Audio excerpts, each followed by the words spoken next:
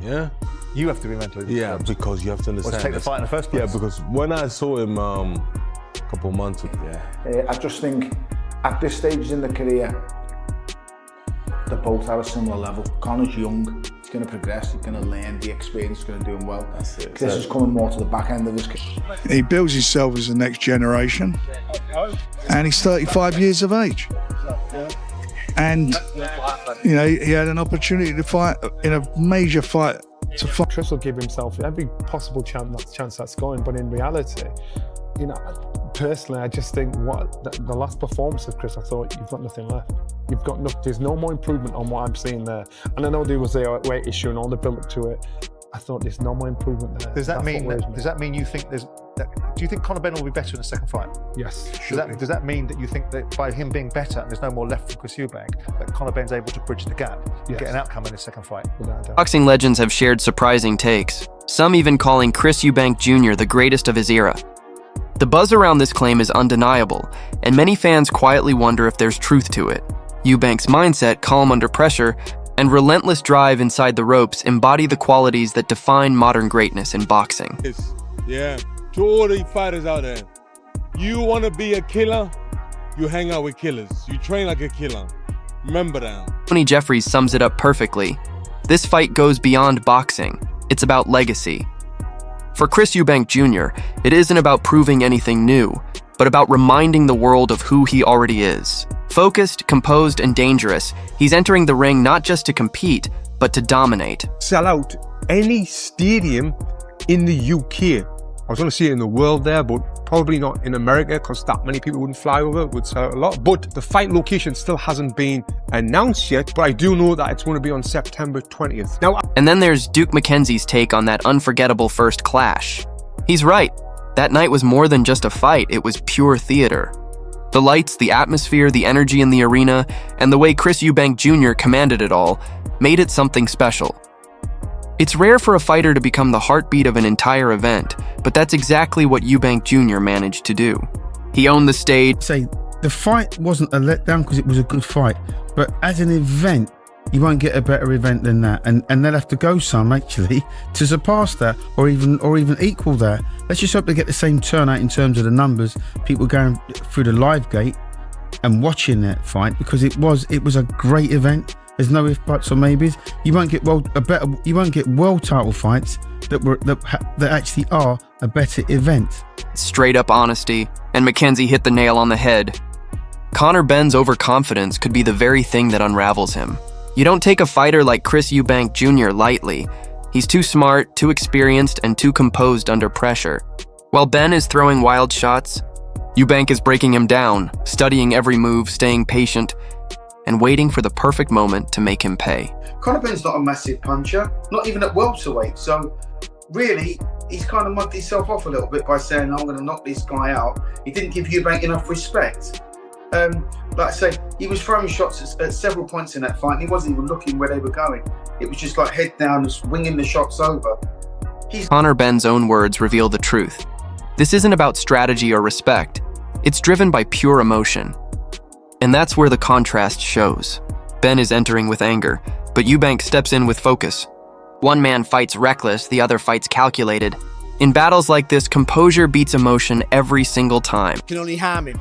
Because that was a hard fight, the first one. This one will be another hard fight, whoever wins, unless there's a real freak occurrence, not a freak occurrence, unless someone gets caught with the shot really early, then it's going to be a hard night, which you still have to make Eubank the favourite again, like I did the first time.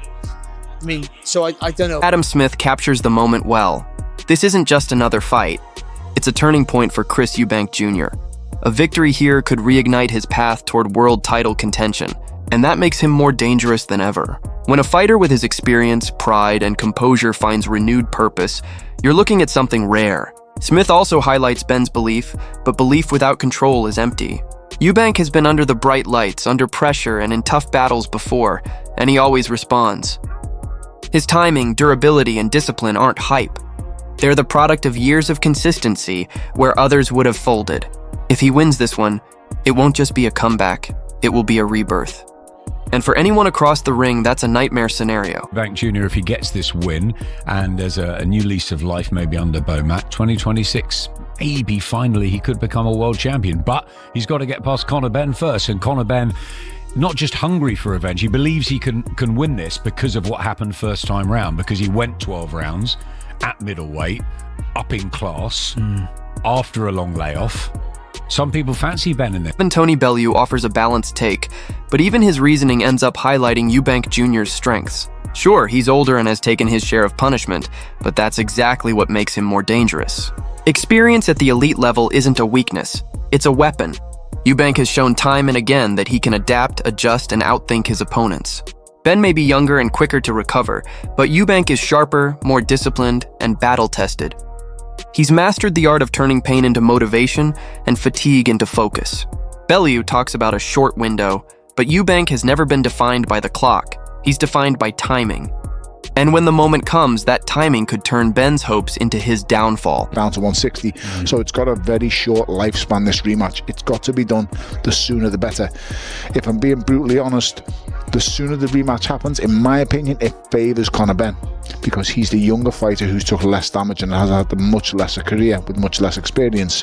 For someone like Chris Eubank Jr., it's going to take a while to turn around, and it's going to take a while to recover, because that was a hard fight for him. He was shook a number of times. He felt the shot. He'd also done the same to Hearn's comments strike a nerve, because behind Eubank Jr.'s calm exterior lies a storm of frustration. He's always been the fighter who thrives on control, composed, unshaken, never bending to the noise around him. So when he's sidelined, unable to command the spotlight, it stings deeper than any shot landed in the ring. But for a man like Eubank, that frustration doesn't break him.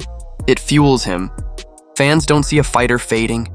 They see a predator biding his time, sharpening his focus, and waiting for the chance to be unleashed. Eubank isn't built to sulk. He strategizes, he recalibrates, and when the bell rings, all that pent-up energy turns into calculated violence. Hearn is right to remind us, Eubank Jr. is far from finished. He's simply preparing to roar louder than ever. Firstly, the guy is not well. Secondly, the guy really should be here. But the fact that he's not involved, the fact that he couldn't take any money, the fact that he couldn't be involved in any decisions, stand in front of the cameras, is making him sick as a parrot. So send me that and he'll receive a legal letter tomorrow. Thank you. Eddie Hearn's frustration is hard to miss, but beneath it lies a bigger truth. Conor Benn's camp is in disarray. The constant talk of respect only highlights the cracks, immaturity, emotional outbursts, and arrogance that could backfire when it matters most. Chris Eubank Jr., by contrast, doesn't need drama to prove himself. He's already mastered the psychological battle. For a fighter like him, sensing weakness across the ring is like spotting blood in the water. Hearn insists this fight will be different, and he's probably right, but not in the way Ben hopes. Eubank has walked this path before, facing critics, disrespect, and pressure, and every time he's turned it into fuel. When the bell sounds, it won't be about who talked the loudest. It'll be about who stays composed. And in that arena, Eubank thrives, ready to turn Ben's chaos into his own statement victory. This guy has zero respect for anything. And I hope people can see through it. Some will, some won't. But if you can't see them, that's a lot of what happened up there was just wrong. So listen, we go to work and we're in to win the fight. It's going to be different this time. Johnny Nelson delivers his analysis with confidence, but it doesn't quite capture the full picture. Yes, Eubank Jr. may have looked rigid in moments, but that's the trait of a seasoned fighter. He adapts. His performance wasn't about flashy footwork or unnecessary risks. It was about control, composure, and systematically dismantling an opponent who relied too heavily on bravado. Every jab, every pause, every calculated exchange was a lesson in patience, not a sign of weakness. Nelson argues that Ben will improve, and perhaps he will. But sharpening tools doesn't change instincts.